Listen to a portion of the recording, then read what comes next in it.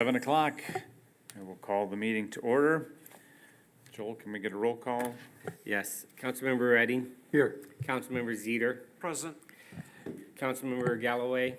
Here. Councilmember Andrus. Here. Councilmember Morgan. Present. Mayor Pro Tem Hands. Mayor Byrd. Here. You have a quorum. Thank you. I make a motion to excuse Mayor Pro Tem Hands. Support. It's been moved and supported. All in favor, please signal by saying aye. Aye. Opposed, nay. Motion passes. We also need, oh no, I'm sorry. If you will join me in the Pledge of Allegiance.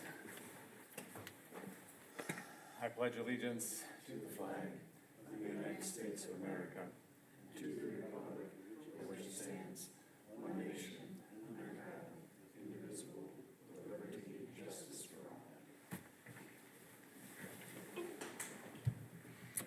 Thank you.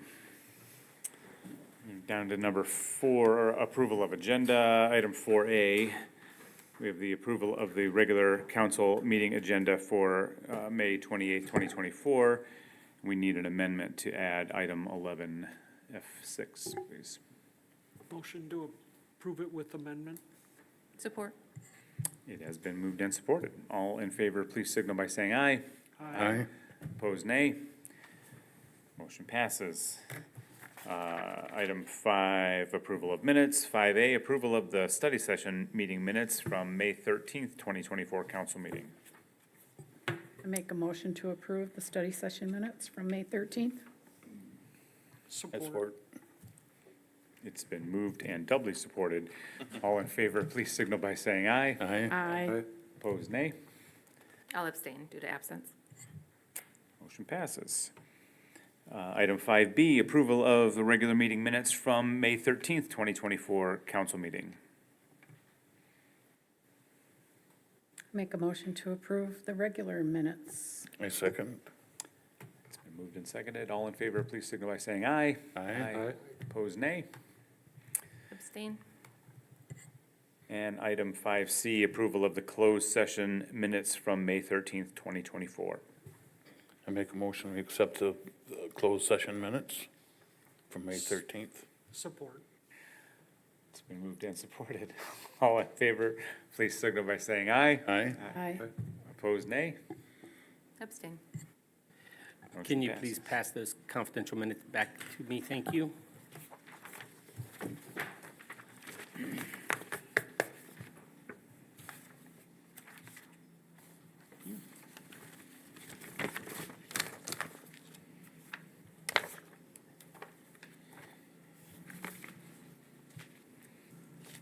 And we'll move down to item 9, public comment. If there's anyone that has public comment, would like to come up and,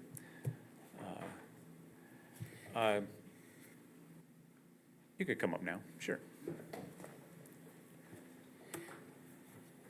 State your name for the record, please, even though we're all I'm familiar. Gavin McCracken. I live at 176 South Main. I think everyone knows why I'm here. I wrote it down again. Greetings, City Council members. I'm here once again representing the residents of South Main Street. We once again ask that you decline to give the property at the end of the street to Mr. Leverance for his tiny home rentals. We feel we've made our opinions on the matter pretty clear with our petition that was signed by everybody. Despite this, you elected to continue with the sale, and the only offering we got was a chance for the developer to come and tell everybody that it was gonna be okay. During that time, even after that meeting occurred, the residents of the street are still very much opposed, and no one really changed their mind. One of the residents did decide that he was a little less hesitant towards it, but after discussing it with him, he still doesn't like the idea and doesn't want it to happen. That leaves us in the exact spot where we were when the petition was signed. We feel that you're ignoring us and trying everything possible to distract us from the problem by just telling us it's gonna be fine, like everything's gonna be okay. As I mentioned in the previous meeting, we contacted the media, and the story was covered by Channel 3, who plans to run a new story again with your decision. Basically, West Michigan is watching and waiting to see what you guys do on this. With that in mind, I want to bring to your attention the administrative appeal that was sent to your office, explaining the situation with the driveway for Timmy and Tabitha at the end of the street. When they bought the house 11 years ago, they were under the pretense that the area at the end of the street was in fact their driveway. They were told that this is where you park your cars, this is yours. So for the past 11 years, they've been parking there. They have 2 cars, a truck, or they have a truck, a car, and an RV that occupies that space. If you're to give away the land to Mr. Leverin so that he can have his easement into there, that takes all that away from them. They have absolutely nowhere to park. Their address is a South Main address, so getting a new driveway in from Park Avenue costs money. So that's something that not everybody has disposable income to just build a new driveway. So you're literally putting them out and giving them nowhere to go. It's a detrimental blow to their way of life as well as the rest of ours. My next point is to the great change that will occur if this happens. Mr. Leverin says he doesn't plan to cut down any trees, but in order to build his drive and whatever, but that's just not possible. If you were to go down there and look at it for yourself, you would see the fire department was there today, the fire chief, he looked, and he mentioned that he was gonna definitely have to cut down trees, a lot of them, because there has to be room for emergency vehicles to get down there, to turn around, and to come back out.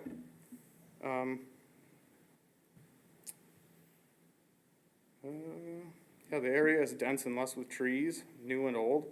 He also says he's not gonna tear up the street in order to access his sewer, but I was also told by someone who works with horizontal directional drilling that he will have to tear up part of the street. There's no way to just connect directly to it, so he is gonna have to tear up the street. That will block people out of their driveways, especially mine. My wife's a hospice nurse. She can't be blocked in. She has to leave sometimes to help people who are dying. I was also informed by the fire chief that he has to put a fire hydrant down there, and the closest one that he can tie into is on the other side of Grand Street. So he'll have to find a way to get a line from the other side of Grand Street to hook up to a fire hydrant there to bring a fire hydrant down into his area. It's just another example of promises that we were told. We were told there would be no construction vehicles on the street, and that we were told there'd be no trees knocked down, and just neither of these things are possible. So we're just being told things that we want to hear so that we'll back down and stop fighting and stop pressing this, but we're not going to.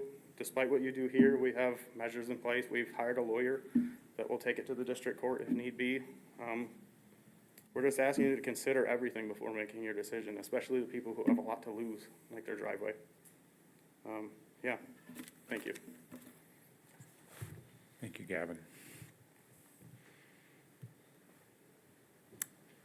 Anyone else for public comment? All right.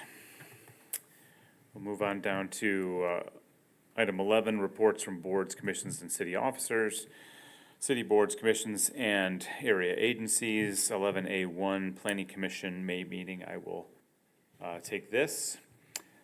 At our last Planning Commission meeting, we had a very similar discussion about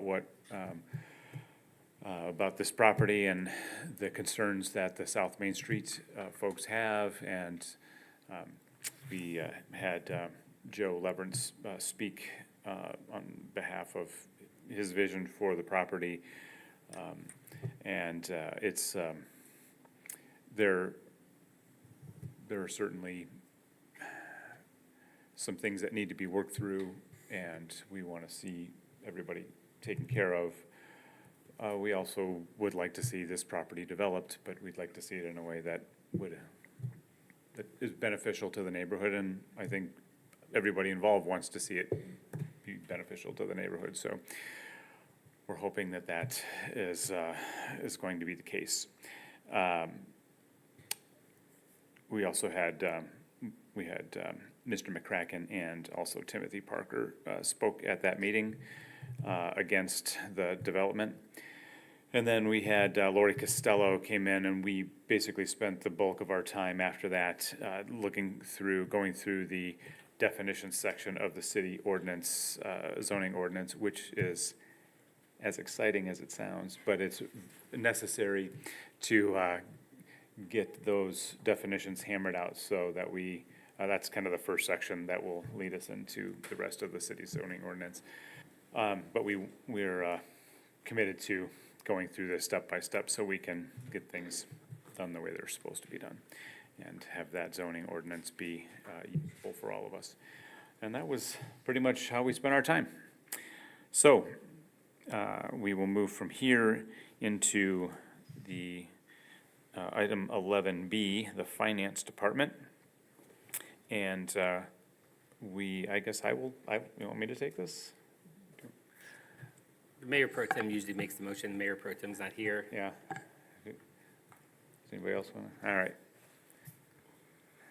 Go ahead. Okay. It is requested that City Council approve accounts payable in the amount of $302,595.93. And payroll, our report is different than what's on the screen. Go with what's in the report then. Okay. So accounts payable in the amount of $302,595.93 and payroll in the amount of $125,112.45 for a total disbursement of $427,708.38. I make a motion to approve. Support. It has been moved and supported. All in favor, please signal by saying aye. Aye. Opposed, nay. Motion passes. We'll move on to 11B2, a request to adopt Resolution 24.14 to adopt the fiscal year 2025 budget. Joel? I'll take this. Tonight is the night that City Council formally adopts fiscal year 25 budget. As council is aware, you have spent several months reviewing numbers and reports from the various departments. One thing I do want to point out in the report was that we received on May 15th a report from the Department of Equalization at Allegan County, and due to the Headley millage reduction fraction report, the millage had to be reduced from 16.4884 to 16.3680. So this is something that occurs every few years, by few, I mean several years. We haven't had to reduce our millage rate due to the Headley Act in some time, but we are now victim of that right now. The total impact on our budget is approximately, we will collect $20,000 less in tax revenue because of this. So, as I mentioned, this is a report that the county equalization puts together, and we got that, on May 15th, so well after the fact. But that has been updated in the report, that's been updated in the resolution 2414. You will see the strikeout we made there. It has not been updated in the actual printed or the published budget document. Budgets are a guide that we work within. The revenues are projected, it's what we plan on bringing in, but it's not set in stone by any means. So we did want to point that part out for you. Any questions for staff? And just so you know, what'll happen is when I do first quarter budget adjustments, I'll be making a budget adjustment for you guys to approve to reflect that change. The Headley change, you mean? Yeah.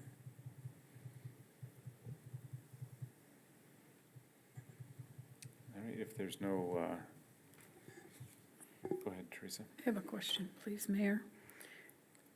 Did I miss the fees in this budget thing?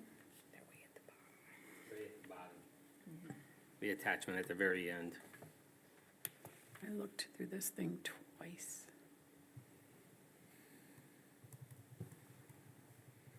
So maybe before the terms, huh? Did we change any of those fees? Does anybody know? Yes, that fee schedule starts on page 235 of the budget, not of the PDF report, but of the actual budget. It's the first appendix. And then when you go down to that area,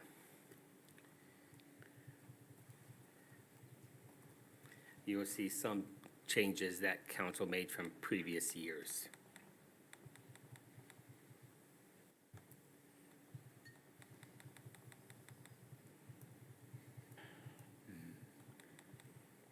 Appendix A. Is there a specific fee you're inquiring about? No, we just talked about different ones, and I was just curious if any of them got changed. I noticed that some of the verbiage around some things were changed, like we had requested. Yeah. So I'm on that document now. It is page 258 of the council report. Oh, my Starts goodness, at the I'm top. clear past it, no wonder. Okay. No problem. And that's okay. I don't need to see them. I was just curious. Yep. If the ones we talked about got changed, like, didn't we talk about the Griswold? So we increased rents at the hangars through the airport. We updated the cemetery report, or the cemetery fees. When I go down to the Griswold section, since that's the question you asked, Go.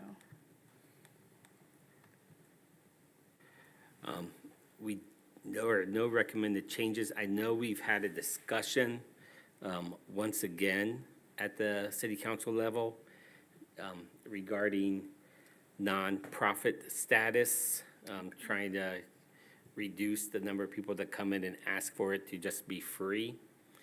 That is something we probably plan on bringing back to the city council if there is a full head of steam from city council that you really want to try to figure this out. I would just caution council that everybody has the right to address their government, their elected officials, and so. And the one thing that staff discussed when we talked about the Griswold rental fees is not everyone that gets a reduced rate is a nonprofit. So I'm thinking the Allegan Heroes benefit that they do around, Veterans Day, and they raise money for care packages. That is just a citizen that has taken that upon themselves to organize that. And so we're trying to figure out how to, and then Mayor Pro Tem Hands isn't here, but if you recall correctly, he mentioned it's hard to define what is a good person's request because we all have different perspectives. Yeah. So that, the Griswold stuff did not get That's touched. all right. Okay, thank you. They do have the nonprofit rate in there. Missed it. I don't know if you saw that, but. No, because I totally missed it, so I was just curious, because I know they're usually in here, and It's 25% of the cost is what we added for this year. And that was something that, so at the bottom of that, thank you, Delora, for catching that. Again, what we're struggling with is how do we deal with the Allegan Heroes, because that is not a nonprofit. That is just a citizen that, Well, as you said, everybody has the right to come and correct. talk, so, and make their Yeah. request. So if they wanted to come and make a request, I'm sure we'd be willing to work with them. okay, thank you very much. Roger. Oh, yeah, go ahead, Dave.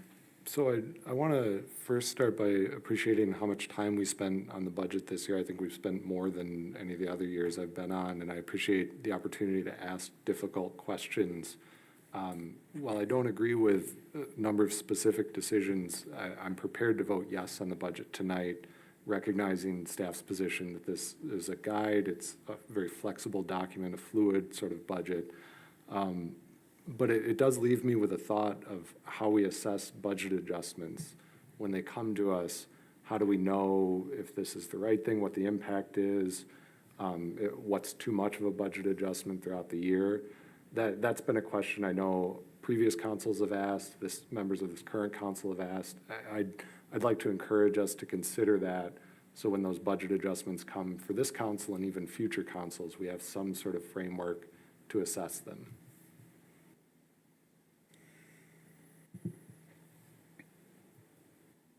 Thanks.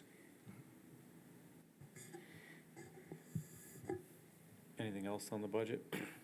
Just remind council, you did have a public hearing on this at your previous meeting. No comments were, submitted at that time, and staff has not received any comments from the public regarding the budget. And so tonight you would just need, a motion to adopt resolution 2414. All right, if there's no more discussion, I will entertain a motion. I move that we accept 2414 to adopt that budget. I'll support. It's been moved and supported. All in favor, please signal by saying aye. Aye. Opposed, no. Motion passes. Item 11B3, request to adopt Resolution 24.15 to approve a 3-year agreement with Western Michigan Health Insurance Pool. Joel? Thank you, Mayor. This was discussed at your previous meeting during the study session. So our current third-party administrator, or what I refer to as the third-party administrator, is Saginaw Bay Underwriters. We went with them last year to save money on our health insurance plan. They came back in year 2 and said we are going to experience a $60,000 more or less annual health insurance increase, which is approximately 10.63%. Additionally, they informed us that Priority Health would no longer offer the city our current health plan, which is an HSA 1500 plan, which has an 85/15 cost share after the deductible, and we would be moved to the Priority HSA HMO 1600 plan, which has a cost share of 80/20 after the deductible. So we're going to pay more for a lesser product. Staff then went to the drawing board, reached out to some other providers to see what was out there. We were introduced to something called the Pool from West Michigan Health Insurance. It's a consortium of more than 170 public organizations with roughly 17,000 employees. If we would have stayed with SBU, it would have been a $631,594.20 plan. Going with the pool, it is $576,060, and the employees get to keep the same insurance plan they have now. So we feel this is an extreme benefit for us to, make this change. There was a question from Mayor Pro Tem Hands at that time about the 3-year commitment, inquiring, if we're required to stay with them for 3 years, can we require them not to change their rates in 3 years? The 3-year requirement is not from the pool. The 3-year requirement is from the state of Michigan and their Department of Insurance that authorizes pools to exist. They want to make sure if they're going to allow public entities to join arms this way, that, people aren't just flip-flopping and jumping in and out, year to year. So that is where that 3-year commitment comes from. The pool cannot make a guarantee on the premium being the same for 3 years.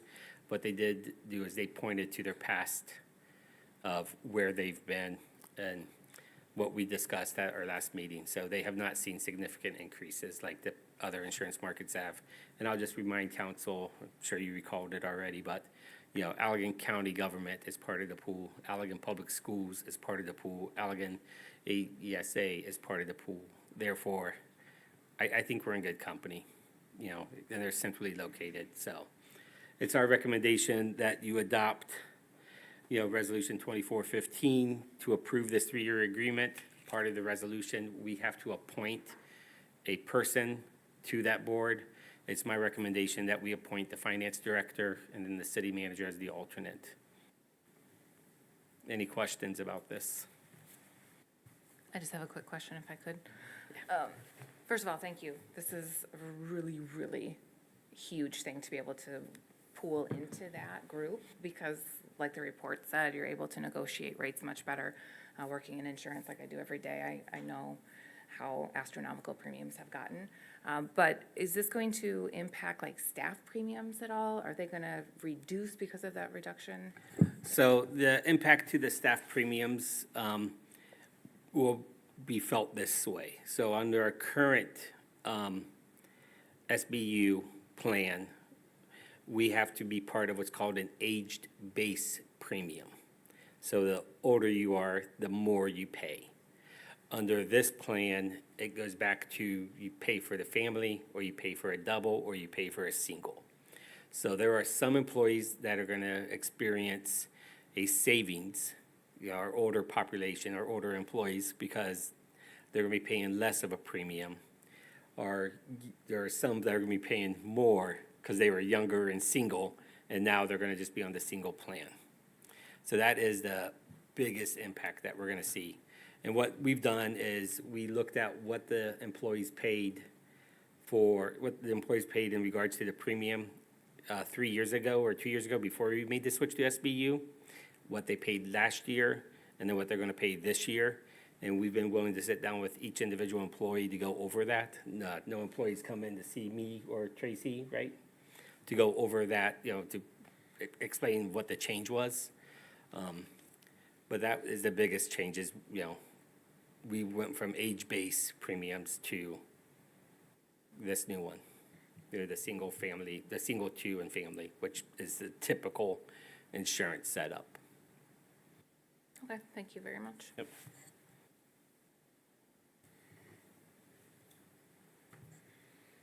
Anything else on 2415? I make a motion, we adopt Resolution 2415. I support. It has been moved and supported. All in favor, please signal by saying aye. Aye. Opposed, nay. Motion passes. It's a good thing. Item 11B5, request to approve, item 11B4, request to adopt Resolution 2416 to establish an application fee for liquor licenses. Joel? Thank you. So recently, City Council adopted Ordinance 511, which amended Chapter 4, which is our alcoholic liquors chapter for our Code of Ordinances. In that chapter, it says that City Council shall approve a fee for review of the liquor license applications. That's going to be set by resolution. We have had a request from someone who's looking to acquire a redevelopment liquor license through the Michigan Liquor Control Commission. This triggered us looking at this new ordinance, and we said, oh, we do not have a fee. We are not required to have we are not required to post the public hearing in the local paper like we would do for a rezoning request or an ordinance amendment. So the review really is just staff time, our police chief, doing a background check. We feel that $100 for all types of applications is more than enough to cover staff costs and administration to do that review. There are some cities that go as high as $1,000 to $2,000 for these reviews. Personally, I struggle when we do stuff like that. So it's our recommendation that we set the fee at a nominal amount of $100 that covers staff time for our review and the report preparation.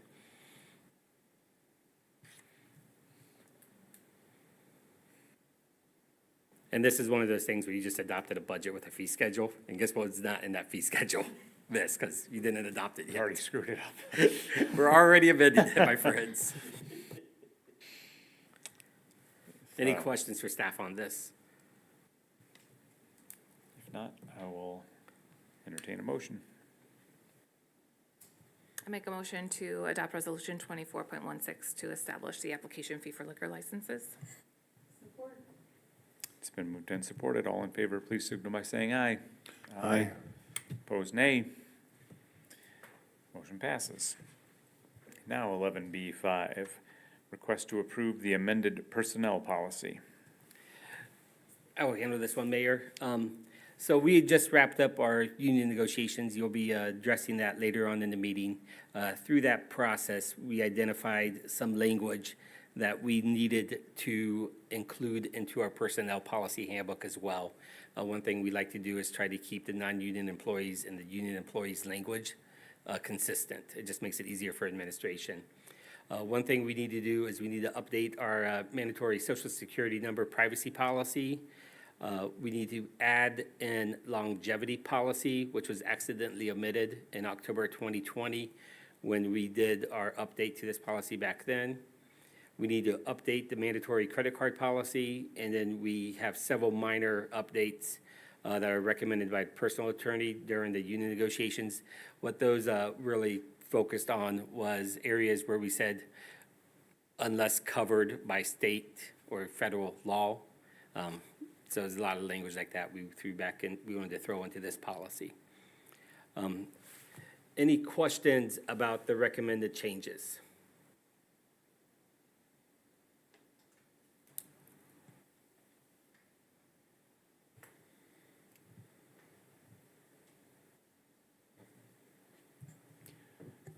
All right, so can I get a motion? I move that we approve the amended personnel policy. support. It's been moved and supported. All in favor, please signal by saying aye. Aye.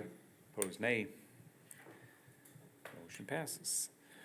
Item 11C, Public Safety. 11C1, request to adopt Resolution 24.17 to establish City Hall as a secondary location for the Parking Violations Bureau. Joel?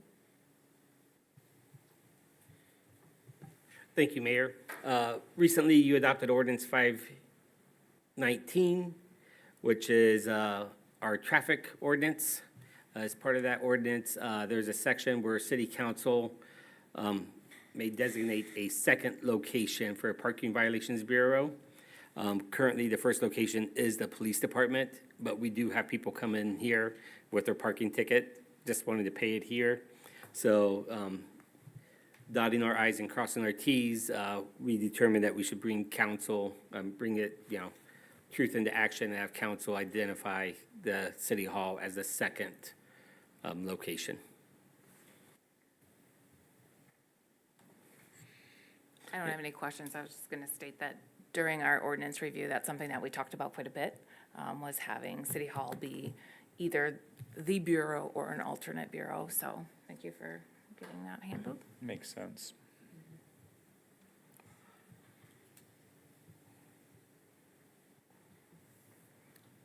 All right, if there's nothing else, I'll take a motion. I'll make the motion to adopt Resolution 24.17. Support. It's been moved and supported. All in favor, please signal by saying aye. Aye. Aye. Opposed, nay. Motion passes. Item 11E, Public Works. 11E1, request to adopt Resolution 24.18, authorizing the mayor to sign future project contracts with MDOT-AERO. Joel? Thank you, Mayor. So council may recall that every time we do a project at the airport that is funded through the FAA and MDOT-AERO, there's a resolution that has to be passed by city council. MDOT has changed their ways. They now have a blanket resolution that we have to adopt that just says that the mayor will be the signatory on all MDOT-AERO contracts. We, as staff, just need to let MDOT know every November who the new mayor is, so they can put it in their system, since we are one of the cities where we select a mayor, or council selects a mayor amongst yourselves each year.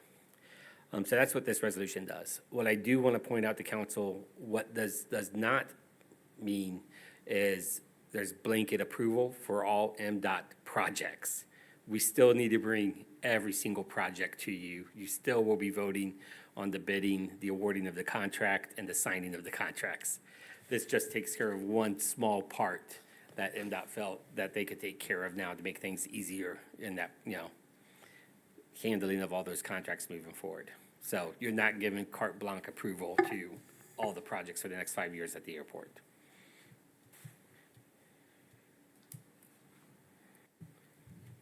Any questions on this?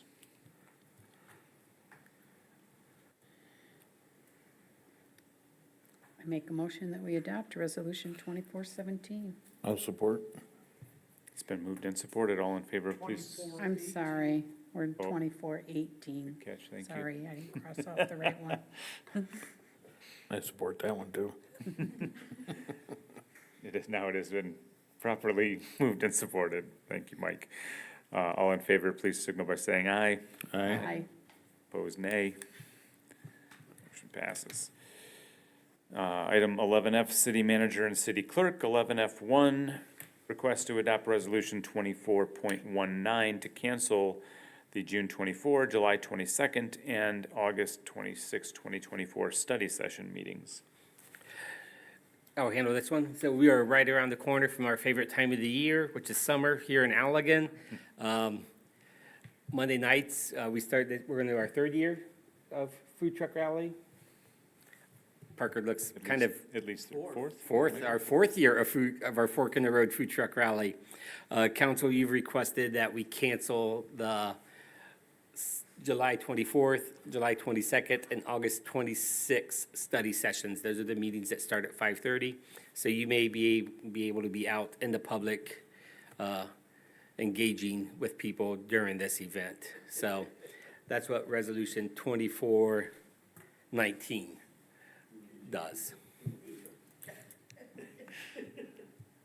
Yes. Participating in the culinary culture of Allegan. Yeah.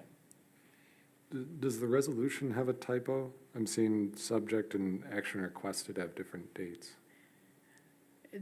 Right, and Joel read, I don't know which ones you read. You said July 24, July 22nd. We also said August 26th, but the action says August 28th. I'll look at let me look at the calendar real quick.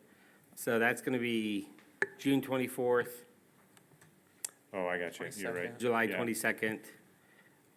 And I have August 26th. Yeah, and action requested Under is August action 28th. required, it says the 26th, the 24th, and the 28th. Oh, on the memo part? Yeah. I apologize for that typo. What you see So on what the are- screen are the correct dates. Yeah. So. The resolution. The reflects resolution those. is correct. So the action requested is not Correct. correct. Yeah. But adopt the resolution 2419 and subject you're is- adopting those dates. I move we adopt resolution 2419. Support. It has been moved and supported. All in favor, please signal by saying aye. Aye. Okay. Opposed, nay. Motion passes. Item 11F2, request to adopt resolution 24.20 to approve the SEIU Union Contract. Joel?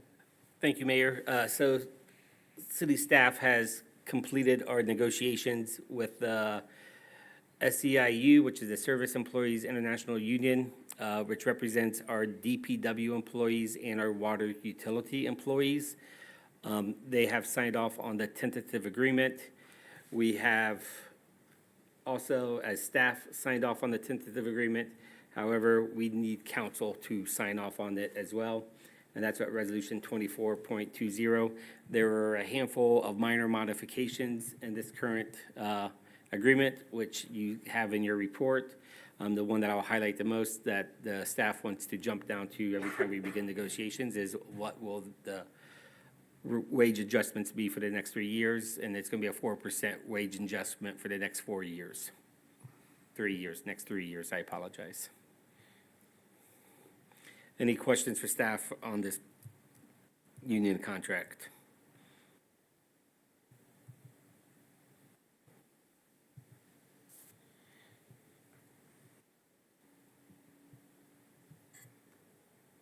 I make a motion to adopt resolution 24.20 to approve the SEIU Union Contract. I'll support. It's been moved and supported. All in favor, please signal by saying aye. Aye. Opposed, nay. Motion passes. 11F3, request to adopt resolution 24.21 to approve the COAM and POAM union contracts. Joel? Thank you, Mayor. There are two union organizations that represent our police officers. Our patrol officers are represented by the Patrol or the Police Officers Association of Michigan, and then our two sergeants are represented by the Command Officers Association of Michigan. Similar to the SEIU, we have successfully come to agreement on the union contract for the next 3 years.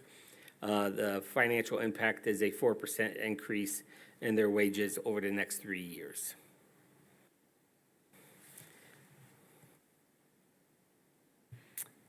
Any questions on this?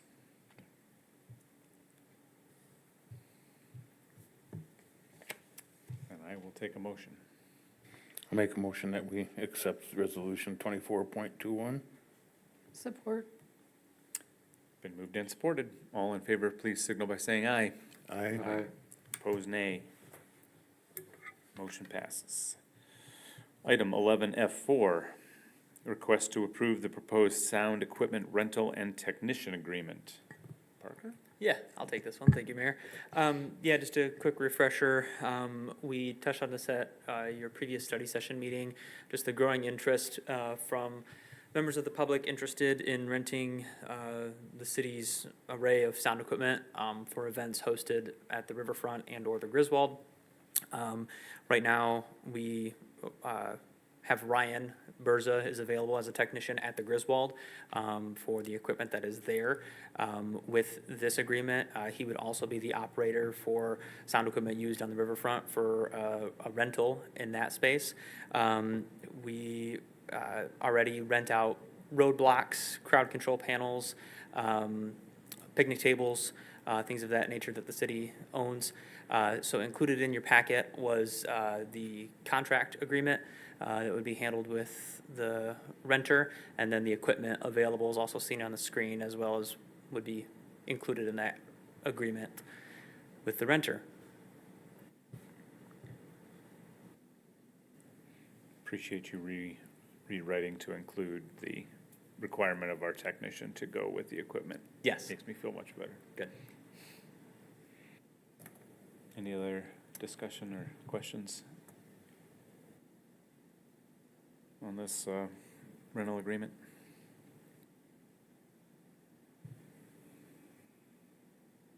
If not, I will entertain a motion.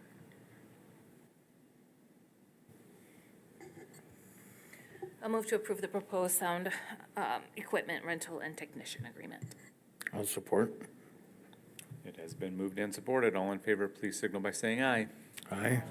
Opposed, nay. Motion passes. Thank you. 11F5, request to approve the purchase agreement for Pingree Park between the City of Allegan and Allegan Old Mill Properties LLC. So I'll just give council a small introduction to this. Tonight, it's being requested that city council approve a purchase and development agreement with Joe and Deb Leverance. That's a typo. Even though it's Joe and Deb Leverance, it is Old Allegan Mill Properties. Allegan Old Mill Properties, which is the correct title in the purchase agreement. In front of you is a hard copy of the purchase agreement. There are two small changes to that agreement than what was in your packet. One is to change the closing date from September 1st to November 1st, and one is to identify the sales price at $10. So this has been discussed at the city council since last year. You have noticed the required 3 weekly publishings in the newspaper. You've held the required public hearing that acquired 2 meetings ago. Mr. Leverance has requested that city council review this item this evening. That's why it's on your agenda.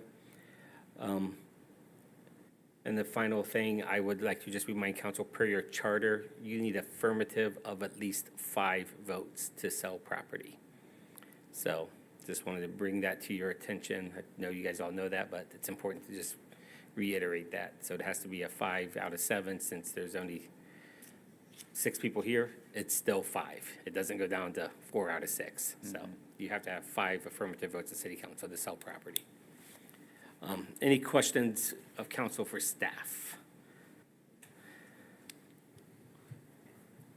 I just wanted to confirm then that due diligence period would extend to November now rather than to Correct. that first closing date of September 1. Yes.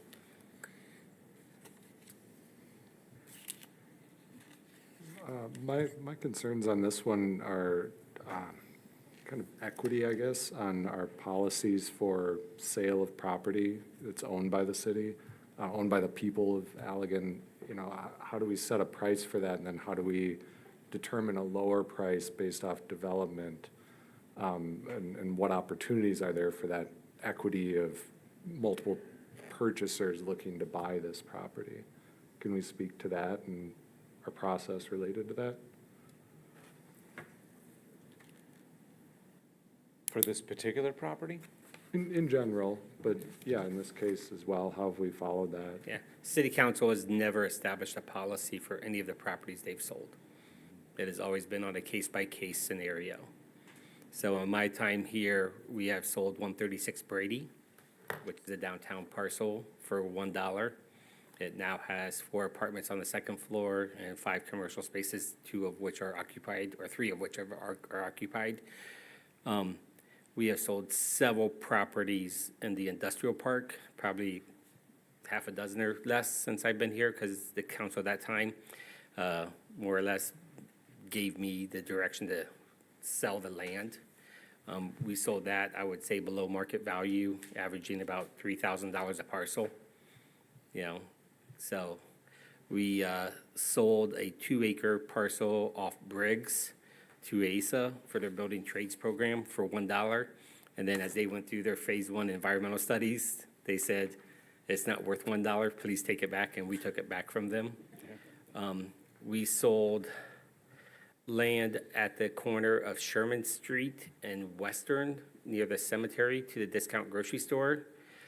They offered $10,000. They just came out and said, we'll pay you $10,000. And they were very clear at that time, we're offering $10,000 because we're not asking for any kind of assistance other than, you know, for our development of tax breaks, nothing like that. And then we sold some land that we owned on North Street. That's a Superfund site for $1. But it was a Superfund site. And for us to relieve ourselves of that liability seemed reasonable. I would offer past councils approached each sale or development project from a mindset of what is the end result going to be for this sale? If it's going to result in something that the council at that time viewed as being beneficial to the community, they probably were willing to let go of the property at a lesser cost than what the market currently is at. But again, it was a case by case, and no council since I've been here has ever said, you know, we need a policy for determining sale price of public property. Yeah, I guess I've always seen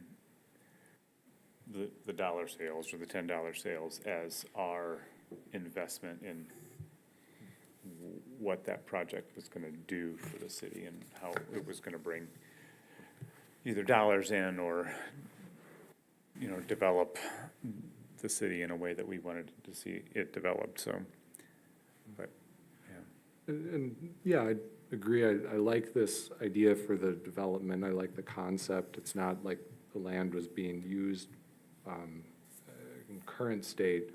But I'm also curious, there seems to be a lot of questions about what exactly it's going to require to do this development. And has there been any development plan that was brought to planning? Has planning reviewed anything like that? Well, we have seen some, and Joe or Deb, if you guys want to come up to the podium and you can. Well, you can I'm speak. asking about a recommendation from Yeah. planning on this one. Is there like So- a vote on an approval? or- Yeah. So Dave, are you directly asking staff on how we got to our recommendation? No, I'm asking if planning reviewed a development plan that we could clarify for everybody involved exactly what's gonna happen, and we would know what we're getting out of this. So the planning commission reviewed a conceptual drawing, and Teresa, you're on the planning commission, so feel free to cut me off if you want. No, Or that was correct me, fine. that's a better phrase. What I was gonna say. So the planning commission did receive review a conceptual plan. And I'm just gonna refer to you as Mr. Leverance instead of the LLC's name. Mr. Leverance was informed that this is just conceptual. As with all development, you have to come in and get full development plan review. This will require a rezoning from what the current zoning district is. It will probably be a PUD, Planned Unit Development Zoning District is what we'll land on. That's the most applicable zoning district for this area. You can't, however, just apply for a development plan review and rezoning review unless you have a legal interest in the property. For example, I can't go to the planning commission and rezone your property, or ask the planning commission to rezone your house to, you know, industrial or commercial, because I don't have a legal interest in your property. That is something you have to have before you start down that path. And so a purchase and development agreement would be considered a legal interest to go through and get that. Wouldn't the city have authority to request that, though? Couldn't we prepare the property for development? So, yeah, the planning commission holds the authority to and it's through the State Enabling Act. The planning commission has the authority to rezone properties as it sees fit. As a planner with over 25 years' experience, I would encourage all governments I've ever worked for, don't get the cart in front of the horse. Let's see that development actually, let that developer bring it to us. Because, if we do PUD and we say, hey, we want this kind of structure here, and these are the locations, and they say that's great, the locations have to be over here instead, we've already, stumbled off on the wrong foot.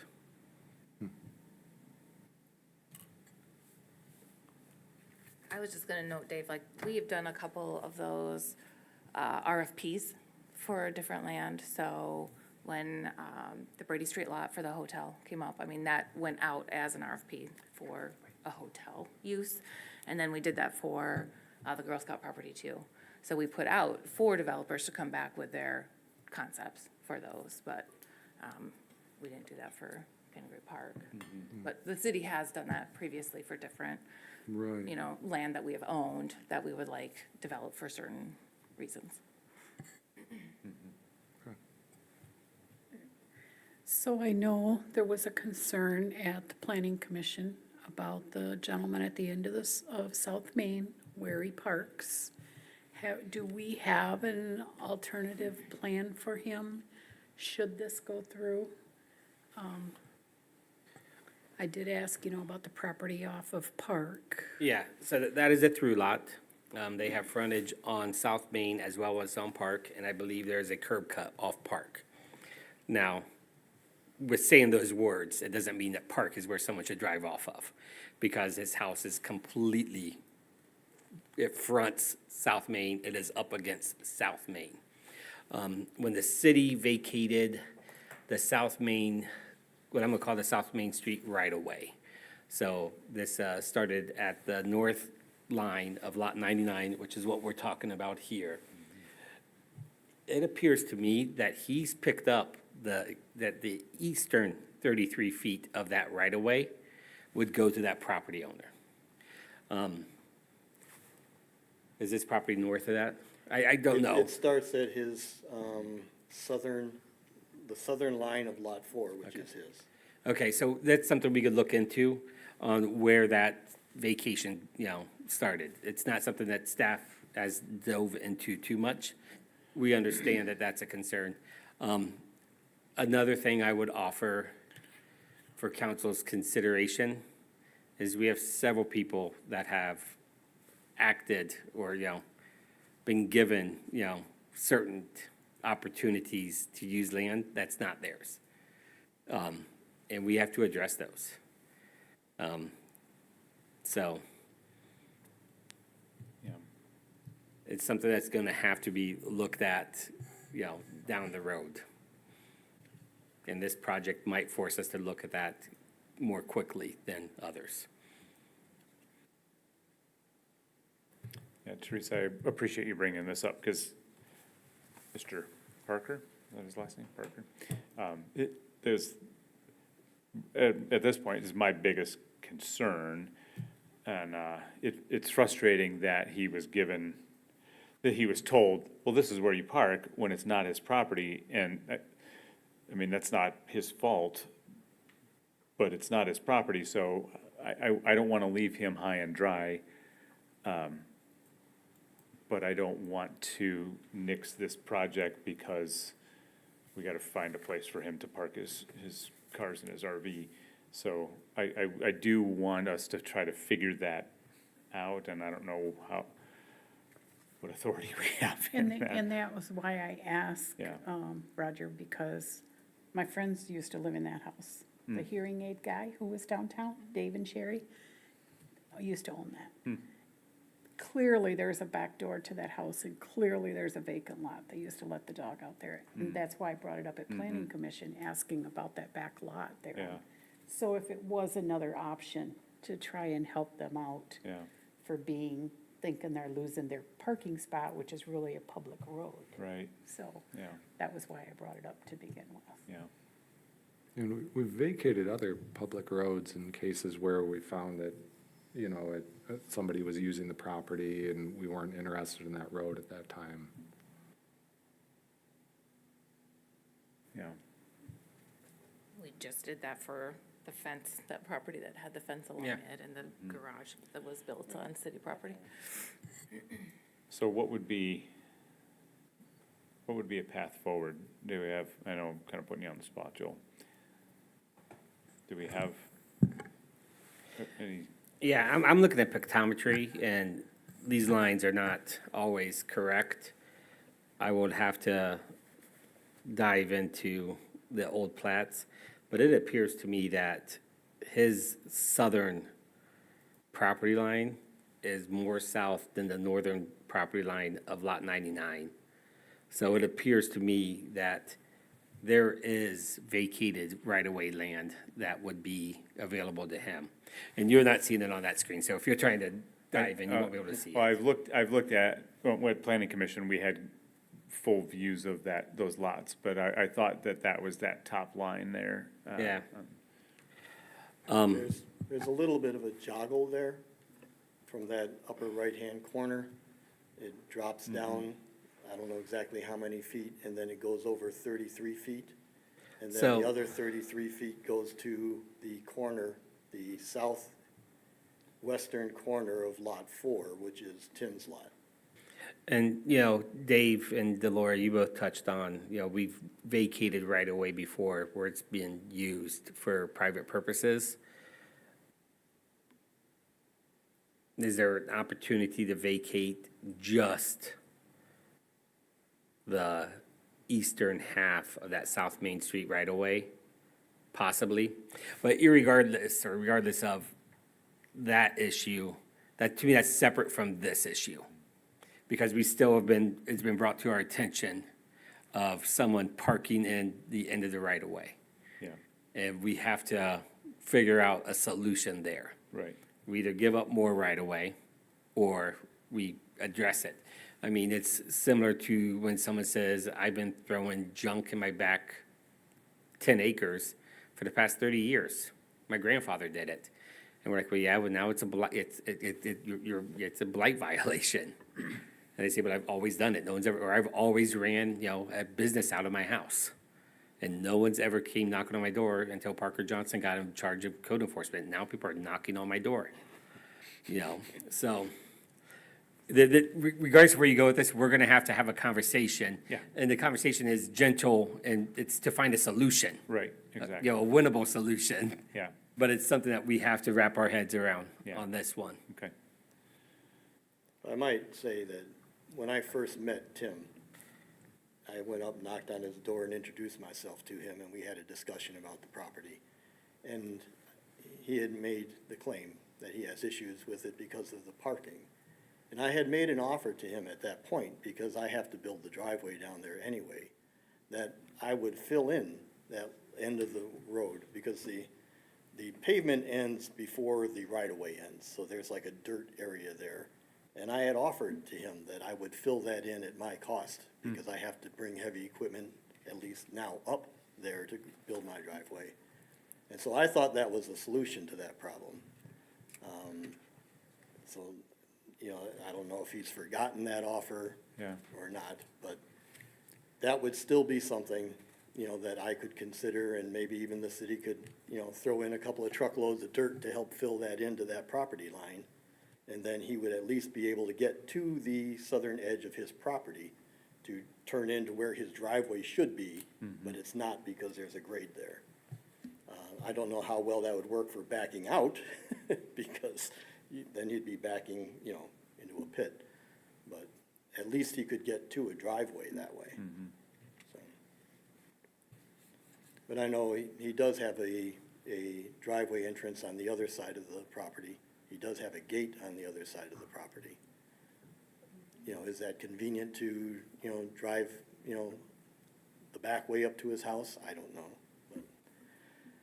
But I know it's not a perfect situation for him, and, I understand his situation. But we have a situation here where the city has a piece of property that's zoned residential. And, people should have a right to build on it, to acquire it, to build on it, to build an entrance to it. I understand Gavin's and his wife's issues with the traffic. That's their main concern. But you live in a city.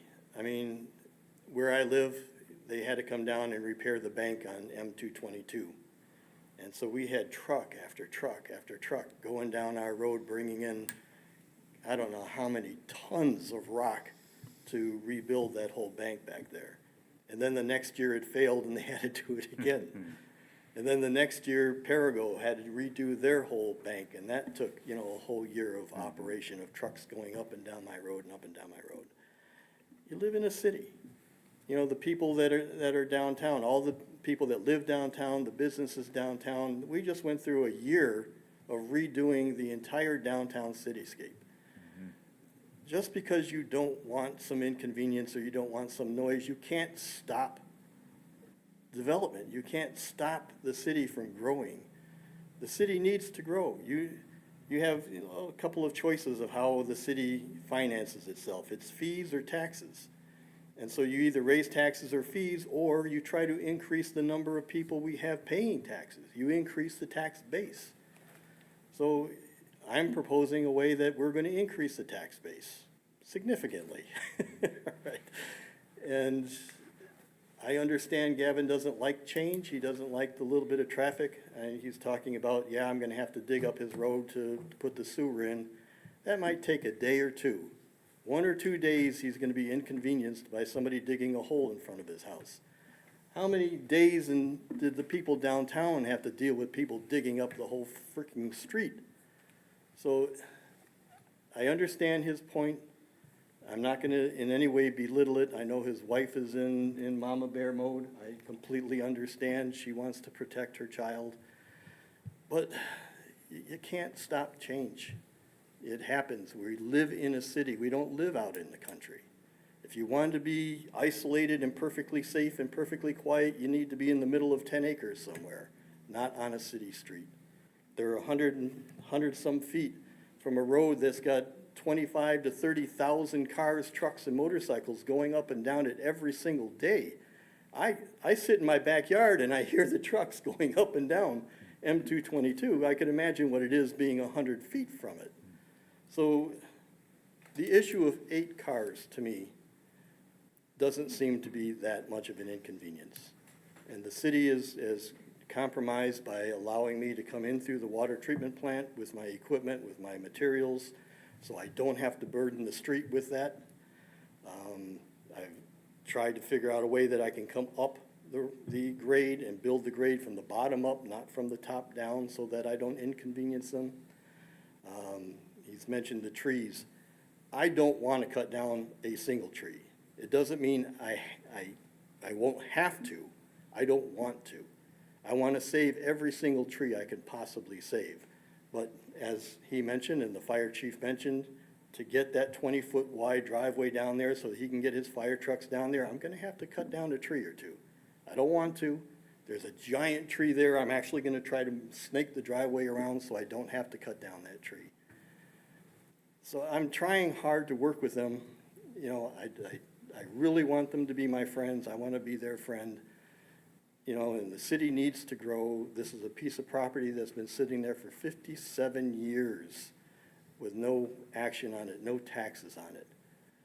So it's time that something goes down there. And I think that my project, when you think of what kind of intrusive things could be there, if I built 8 actual houses down there, which there's enough room for, you'd have families down there with 3 or 4 cars and visitors coming to visit them in and out of it. There'd be much, much more traffic if I actually built houses down there than what I'm proposing to build.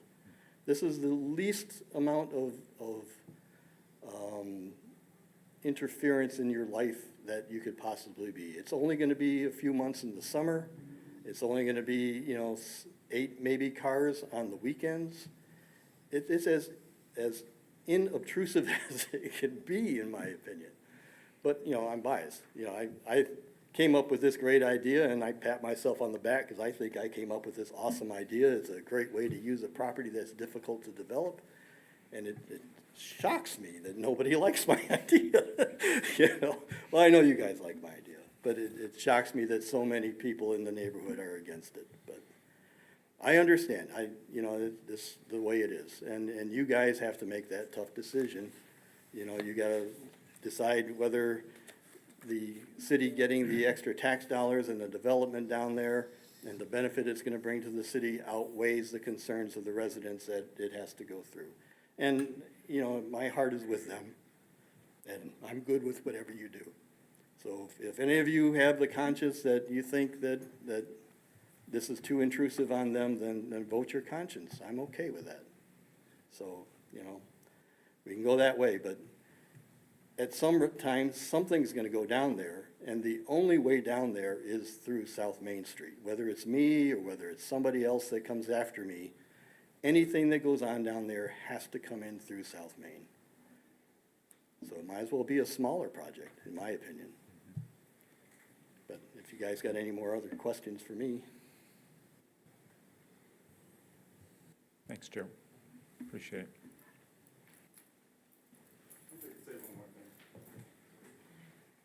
Just real quick, you've mentioned that it's possible to vacate property to give it to people. Why not just vacate the property that they've been parking on for the past 11 years and let them continue to park there? It seems like that would be kind of the right thing to do, since they were told it was theirs. They believe it was theirs, and now you guys are just saying, we're gonna take it away and give it to these people. And, Well, I mean, sorry, go ahead. yeah, I mean, this is property that Mr. Parker doesn't own, and so if we're selling the property for it to be developed, we're making the concession to vacate a portion of property to allow them to still have places to park their vehicles and be able to do a development as well. So we're trying to take care of Mr. Parker's needs as well as the needs of the city. I see that, but have you guys been, like, have you seen when they park down there, how there's just no room? I just don't know how you're gonna do that.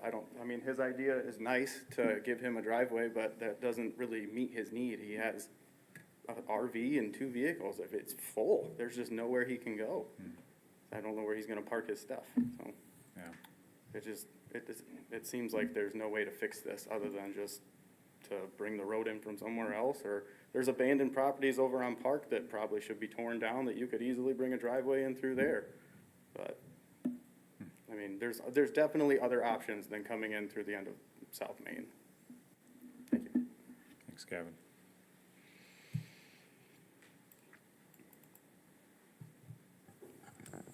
Any discussion from council? My concern is still policy, you know, setting aside individuals involved, and still acknowledging, I think that development is important, and I agree with Mr. Leverance that, you know, roads are there to be used, and you can expect traffic on roads.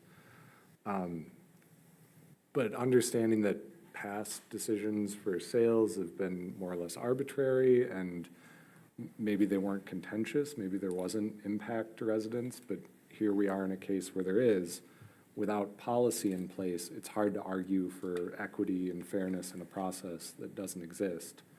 And having, you know, past RFPs for this type of sale and not doing one here, it just puts us in a difficult position. And ultimately, this is one of many obstacles that this development will face. This is not the only problem that they're gonna run into as they move forward. You know, an appreciation for the amount of time and money that Mr. Leverance has already put in, I'd be happy to extend the due diligence and continue seeing if there's a way to work through this, assuming he's patient enough to continue.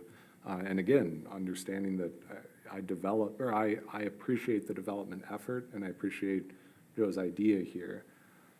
But I think it doesn't seem ready for a sale at this point, in my opinion. I think it needs some more work, probably needs to go back again to planning, seems like the right place for more of this assessment of how do we approach these sales, how do we set a fair price, how do we ensure a good policy for this sort of thing. I don't think kicking it back to planning is the right, and to create a policy. I think so many of these properties are case by case because each one is so different. And, you know, we didn't do an RFP on this property because I don't know that we really felt like anybody was gonna come in and develop it, and to have somebody walk in with a plan and say, we wanna do this, you know, and make a significant investment into the city, I think that is a pretty good deal for the city, so I don't know that we need a policy in this, for this particular instance. It seems like we're getting a good, somebody's coming and saying they want to invest money into our city, so why are we not going to let them do that? You keep talking about vacating that. Won't that landlock that? If you vacate that, that becomes landlocked, then it's totally worthless piece of property. So in 1967, the city council at that time vacated the southern part of the South Main Street right-of-way. So, Parker, does this have an arrow? Yeah, get my arrow up there. So at the very top right-hand corner of that identified lot, right there, the next to it is that right-of-way. You'll see it identified as 51-280 ROW. Parker's highlighting it with the laser pointer right now. The 1967, they vacated that right-of-way. So what that means is 33 feet, the western 33 feet went to what I'm gonna call Lot 99 or 51-280-11500. And the eastern 33 feet went to all those parcels, backyards that are on Park Avenue. So it is not landlocked because it has 33 feet of land that's at the terminus of South Main Street. So it's not landlocked. Joel, could you pull up that? If you're going to speak, please come to the podium. This is live recorded. Thank you. Very sorry. Any chance you can pull up from my PowerPoint presentation, the survey? The page 2 of the survey that has the detail? Yeah, it's not on this system. Okay. But as Joe was saying, the detail shows how the street is divided. It's 66 feet wide.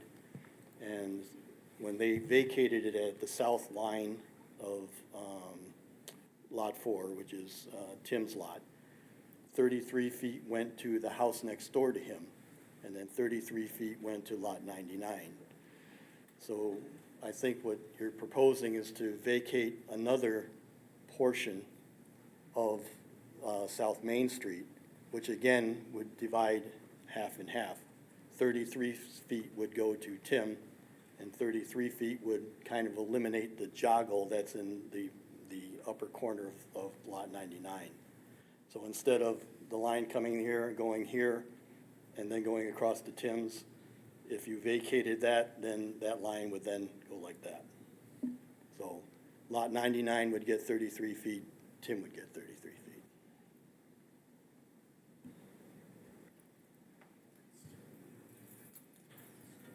I guess I'm just not seeing it on here.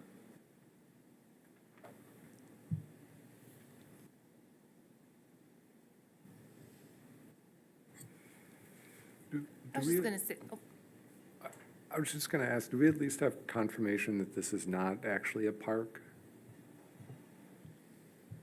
Yeah, we have that confirmation. It's not listed in our Parks and Recreation Master Plan, nor is it listed in our city master plan as a park.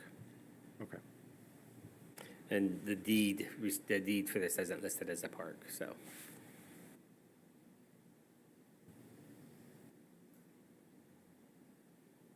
Laura, were you going to say something? I was just gonna say that Joe kind of talked to a couple of the points that I've been mulling over, and that is impact of the project on that neighborhood. And with the amount of structures that he's proposing, when those would be open, I do understand, and I completely am listening, and I want you to know that, I am hearing you. But I think that the investment in this situation would outweigh any negative impact to that community. We are kind of facing this with another development project that's coming up, or is possible, in the Highland Walcott neighborhood, where we have a neighborhood that could see a huge expansion, 40-some properties. And there's only one way to get there, and that would be through a very quiet neighborhood. So this is not the only neighborhood that's kind of facing this development issue. So, like I said, I feel like Joe kind of touched on some of those things. I am in favor of moving forward with the sale, understanding that there is a due diligence of until not November 1, when that closing would take place. And there is time to have more discussions during that time to see about any vacation for the driveway. I mean, I'm gonna be honest, I have a 30-some foot trailer myself, and I have a small driveway, so I have a storage unit that I put that at, or I put it at, another friend's home if I can do that. So there are options. I mean, I face that myself with my small driveway and multiple cars and an RV. So knowing that that is an issue, I'm gonna also say, like what Roger said, that it isn't their property to begin with. They've been parking there for 11 years, I understand that, but that doesn't mean that that is something that needs to continue. If there's other options available, if there is that vacation, if they have an entire entrance from another street they could park on, but I think that there are some things that could be worked through, perhaps during that due diligence period before the closing on November 1.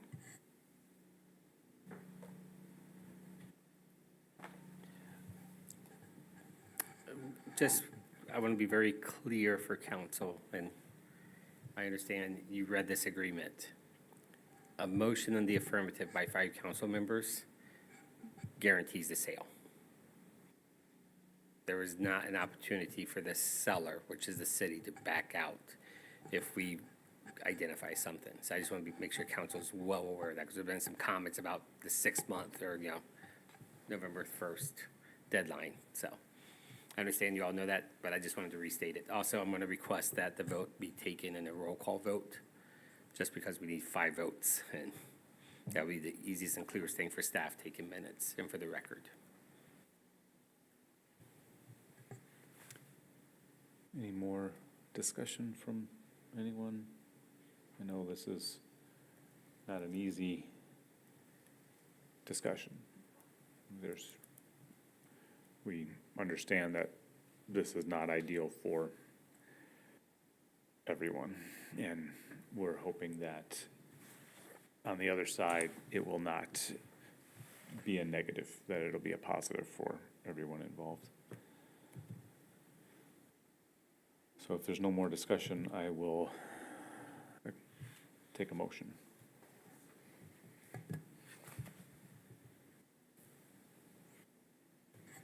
I'll make the motion to approve the purchase agreement for Pingree Park between the City of Allegan and Allegan Old Mill Properties, LLC. I'll second.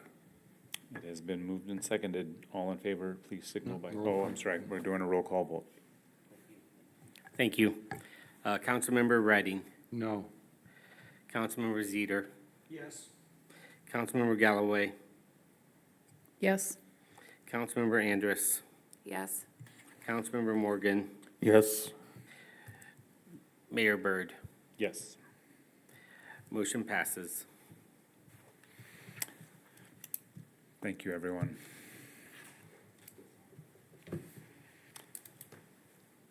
All right, moving on to item 11F6, approval of purchase order 24-0760 for Orbis Environmental Consulting to conduct ground penetrating radar per the requirement of the State Historic Preservation Office review of Hubbard Street parking lot. Thank you, Mayor. So as council is aware, we have received a $250,000 federal grant for this project. As with all federal grants, we must do an environmental review. The environmental review includes several aspects. One of them is a historic review, otherwise known as Section 106 review. The State Historic Preservation Office is the reviewing authority for all federal projects for Section 106 review. We submitted the paperwork or the environmental review to the state of Michigan. They have responded that they are requiring a ground penetrating radar investigation of the site to determine there are no artifacts beneath this parking lot. That came in about a week or so ago. We have come to the conclusion that for this project to move forward and to not lose that $250,000, we have to do this project. We have to do this ground penetrating radar work. We reached out to the state after their first response saying, you have to do this. And we're like, we just ripped up the entire downtown, no more than 5 feet from this parking lot. And they said, there's new people in the office now. And we said, okay, well, the roundabout is just with your environmental review. And they're like, yes, there's new people in the office. Allegan is identified as an area, according to SHPO, that has a very high likelihood of artifacts in the ground. And this is the only way we can move forward with this. We reached out to a couple other agencies, seeing if we can get cheaper costs. The other ones were north of 20. So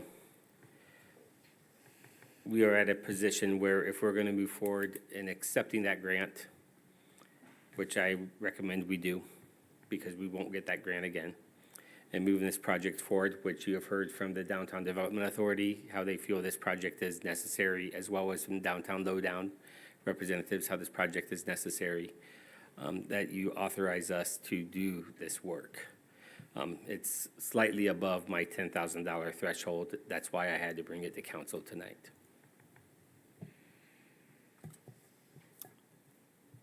Frustrating. Yeah, the way I look at it is about 5% of that $250,000 grant is gonna go to pay for this at the end of the day. That was gonna be my question, if some of that grant funding could Yeah. go towards reimbursing the city for that.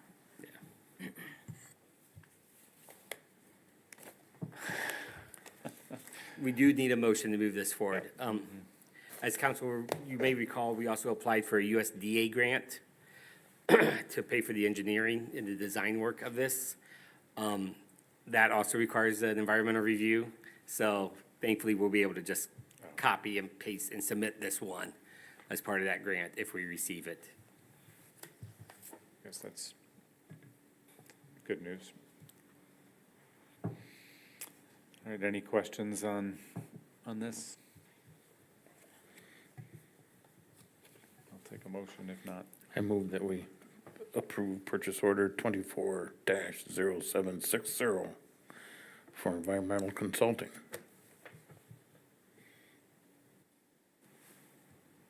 Support? It has been moved and supported. Yes. It has been moved and supported. All in favor, please signal by saying aye. Aye. Aye. Opposed, nay. Motion passes. Item 1112, I'm sorry, item, jeez, we got too many numbers here. Item 12, board appointments. 12A, appointment of Scott Beltz to the Airport Advisory Board for a term set to expire on December 31st, 2025. Thank you, Mayor. Yeah, so this is just an appointment to our airport advisory board. Scott Beltz rents the big hangar out at the airport. He's very active on the field. He will be a good addition. He's got a great background. So can I get a motion to accept Scott's application? So moved. I second. It's been moved and supported. All in favor, please signal by saying aye. Aye. Opposed, no. All right. Item 11, what's up with my 11s? We had too many 11s today. Item 13, I apologize. Item 13, communications from city manager, council, and mayor. Joel? anything? Yeah, so I'm going to share some premature news with city council. So I informed you probably a few months ago that I've been working with Lakeshore Habitat for Humanity to get a home repair program started down in the city of Allegan, and that we were going to apply, Lakeshore Habitat was applying with the city's heavy cheerleading from the sidelines for a grant from MSHDA. They've approved that grant. So it's going to be a $400,000 grant to assist low-income homeowners with repairs to their properties. Wonderful. We met last Friday with representatives from Habitat. We are finalizing the program design. This is a Habitat program. I have offered our marketing expertise. I have offered meeting space here at City Hall, so residents don't have to drive up to the north side of Holland to meet with them. This is in my opinion, an excellent program that will benefit people that don't get a lot of benefit from the city through our grants and all the other stuff we do downtown. So I am really excited, and we're looking forward to growing this. The foundation has been lockstep with us as we've been working on this. I will share more information with you. We're going to do a big press release announcement in this room when we get the formal award letter from MSHDA. But this is in my opinion, an excellent, something to be really, really happy about. Second thing, Mayhem Park Improvement Project. So we have a $400,000 project. We secured $160,000 from the MEDC. In your budget, you set aside $240,000 as local match. Secured $100,000 from the Community Education Foundation. That dropped our local match down to $140,000. And then just this week, we secured the potential for another $50,000 from the MEDC if we can raise $50,000 from the public. That would bring our total general fund match down to $40,000 if we're successful with that.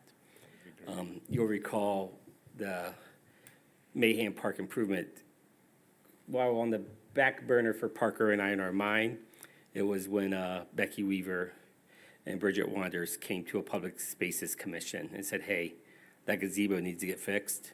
Can we help you guys raise money to fix it? So we've been keeping them in the loop. Leah Ward, since she oversees Good Times at the Gazebo, has been part of this process so far. So it's been a lot of quiet, behind-the-scenes work. But starting tomorrow, we are going to announce a significant campaign to raise that $50,000. It is $50,000 or bust. So we have to get to the $50,000 mark from the public for the MEDC to match it. So they won't match up to. Yeah, up to 50. Nope, it's 50,000 or bust. Jeez. And so you'll see a large sign go out at Mayhem Park in the next week with a thermometer, like a lot of fundraisers do. You start here, and then each week we'll be updating it. We've already talked to Becky Weaver from Sherwoods. We ordered tent cards with a little QR code, so you can just scan the code, and I'm gonna give my $25, and we will be on our way to fundraising. So, again, to me, that's just another really feather in the cap for the city of Allegan, within the past week, securing this outside funding. And I think it says a lot for this community when outside agencies want to be part of us and give us money. The phrase I'm going to use is throw money at us, and they're it's wonderful to have those kind of, success stories, here, and it takes a lot of work from staff. A lot of sleepless nights or walking in circles in our conference room as we were trying to figure out how do we pull this off. So those things have been good. And then the final thing is you guys did an excellent job raising your hands or being very audible for the votes. Made my job so easy this evening, so I appreciate that very much. I forgot one time. Oh, did you? Well, if you did, I didn't catch it, so I'm very appreciative. I know I did, so. That's all I have. Thank you very much. Thanks, Joel. Parker, anything? Yeah, just a couple of things. Between now and when you meet next, Rolling on the River kicks off on June 7th, followed by Bridge Fest on June 8th, and then Fork in the Road Food Truck Rally on Monday the 10th, and the free summer matinees at the Regent Theater start on June 10th as well. So those will continue all summer, except for Bridge Fest, obviously. That'll be the one and done. But we're looking forward to another fun summer downtown. Looks like Mayor Byrd and Mayor Pro Tem Hands are the only two that are interested or available for the Bridge Fest. So likely we will not have a council outreach spot at our community booths. So we'll figure out something else instead.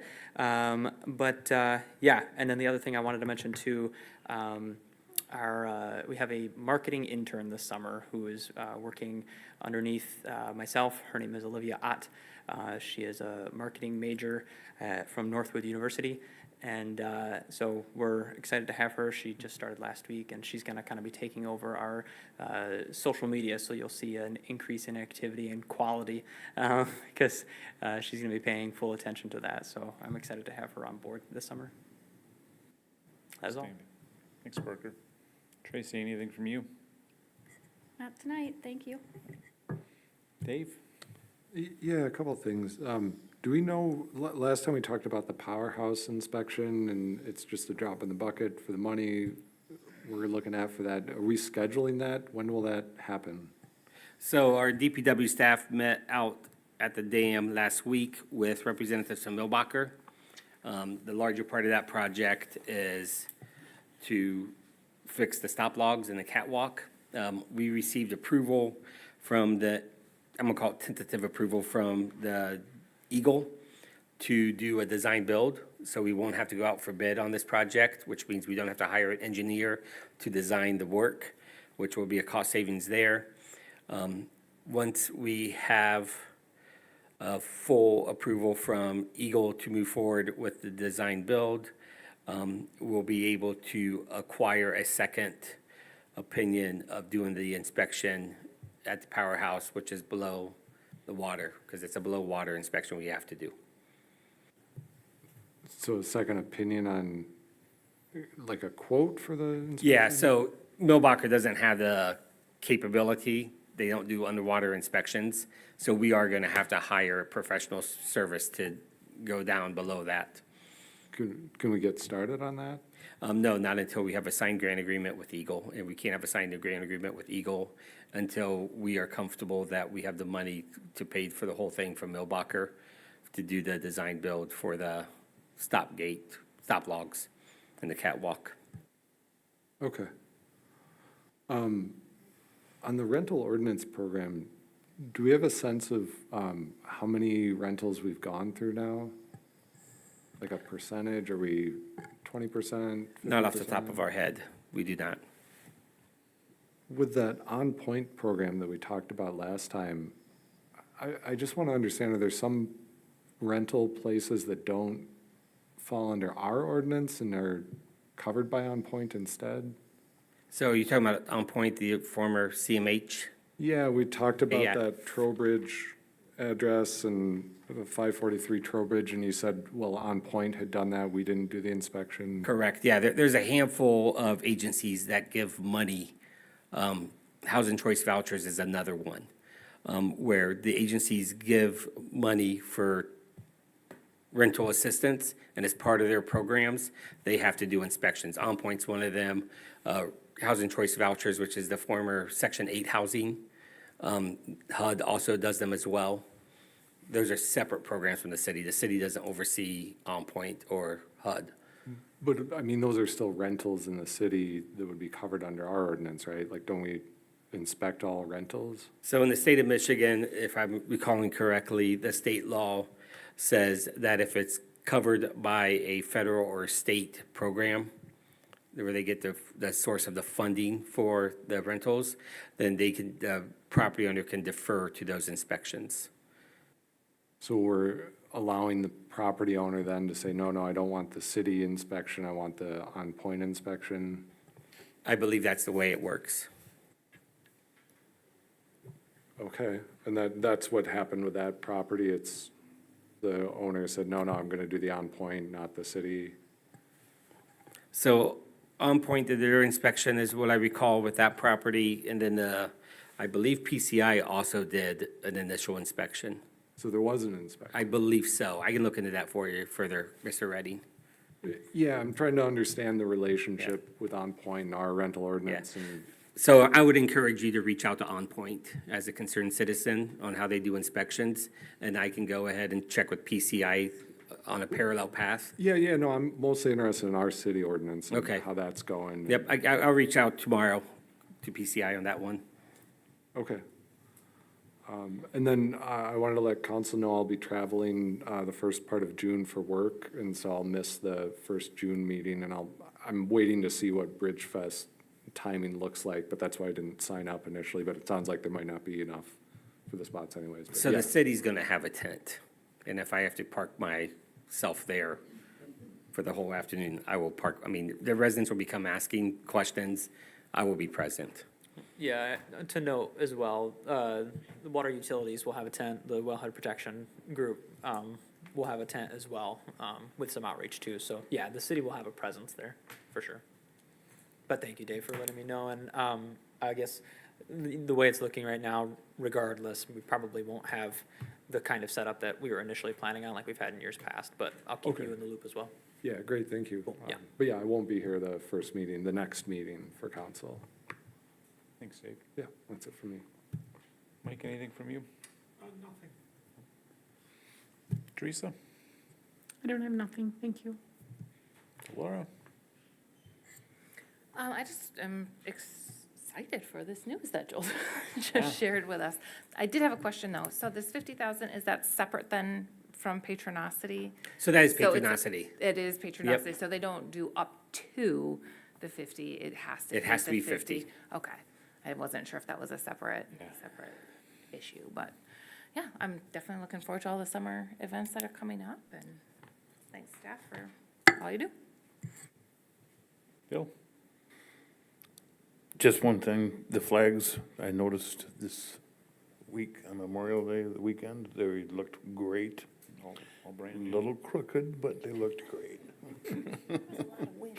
No, they were, Thanks for The noticing. OCD. Look nice, and I just wanted to point out too, that, yeah, like They did, they looked Councilman great, Rogers said, good. uh, There was, we experienced wind, We fresh talked about dirt and mulch, and a lot of rain, Little so soft, yeah. we know that we'll have to tweak some things, but we're planning on it. but they looked great, especially at the plaza where all six of them were in there, down there by the corner there in Hubbard and Locust. There was three of them there, I believe, but they looked very nice, so. Good. Hats off to the city for the purchase and hats off to JCs for putting them up. Yeah, a lot of credit goes to the J.C.'s. I put them up for years too. That's it. All right. Just a few things, echo what Laura said. Great job, staff, for getting funding opportunities, funding sources to get projects done. That's amazing. Thanks to council for your attentiveness and thoughtfulness through this whole thing, even though I know there was still some trepidation and struggle. I think we did things in a pretty healthy way and good discussion. So just thanks. I appreciate all your time and thoughtfulness and energy in that. Couple weeks ago, Allegan Credit Union had a block party down on the riverfront. I think they were hoping to get a few hundred people that came, and I would say it was well over 1,000. It was packed. There were so many people down there. It was great. And we were just laughing, like, people are just dying for a reason to go to the riverfront, I think. I think they're just so excited. It was a beautiful day, but it was really, really a good day. And I think ACU was blown away by how many people came and how successful it was now that they moved it downtown rather than having it out at the airport. So that was just, it was a really good day. This past weekend with the torrential rain on Sunday, we had a Lake Allegan 2 on Marshall Street. I can't remember his name from Millbacher, Chase or Travis. Mason. Is it Mason? Mason's the foreman. He's the one that shows up to all the events. Okay. He got called out that night. So it was Mason. Sorry, Mason. I talk to him all the time. But he came out and was just working his tail off because it was a huge amount of water right in front of our house. And it had washed out, so there was a huge pothole under the water, so people were hitting it. But he came out and was in his bare feet and shoveling and digging it out and popped the manhole covers up to drain that out, but, hopefully they're gonna get that. It's always a mess when it rains there, and it was worse, so I'm hoping that will get them, to fix that. Last thing, I'm just excited. I love summer in Allegan. I love the whole culture down and Friday nights and food trucks, and so really excited for this time of year and can't wait for Bridge Fest. And Allegan Beer Fest is coming up as well, and so it's just a good time to be in Allegan. So thanks, everyone, and if there's nothing else from anyone, I will adjourn the meeting at 8:40.